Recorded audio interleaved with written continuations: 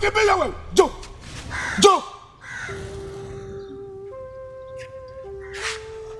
Wewe mbona unakuwa na mtu wa kunikimbia mimi? Hapana mzee wangu, mbona nisamehe tu. Lakini nini, si umeniona pale? Umenikimbia. Hivi wewe unanitafuta, si ndio bwana? Hapana mzee wangu, mbona nisamehe. Wewe unataka ubaya, si ndio bwana? Sasa kwa nini kodi yangu utaki kunipa? Hivi wewe nikuulize, unafikiri ile nyumba ile nimetafutaje? Ile nyumba nimenusurika mpaka kupigwa mawe kwa sababu ya nyumba ile. Lakini wewe umejifanya sasa wewe mtu wa kuona kukaa kurelax. Umenielewa? Mimi sitaki matatizo na wewe. Lakini mzee wangu niko naomba nipe kama siku 2 au siku 3 nitakupa kodi yako yote. Siku 2 wewe umekwambiaje sitaki matatizo? Mimi nitakuja nikuonyeshe kitu ambacho ukielewi. Na mziki wote atakayeweza kutuliza mziki huu ni mwenyekiti peke yake. Umenielewa? Alafu angalia, nitakuja nikumemene wewe.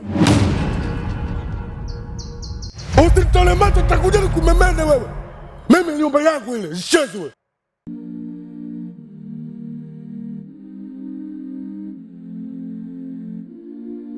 Unajua nini Bashi?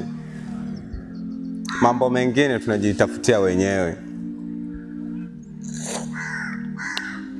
Umelisikia linasema litakuja likumemene.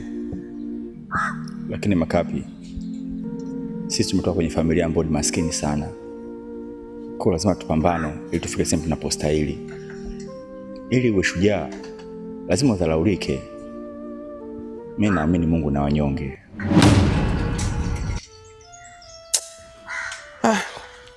Bashi, unaninyong'onyesha kweli kama moyo.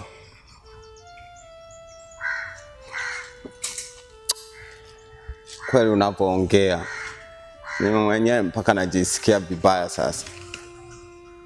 Ila tatizo lako ni moja tu. Bashi, tatizo ushauriki.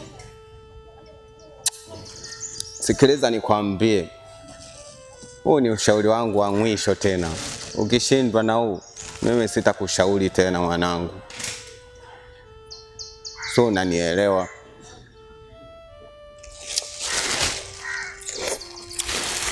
Sasa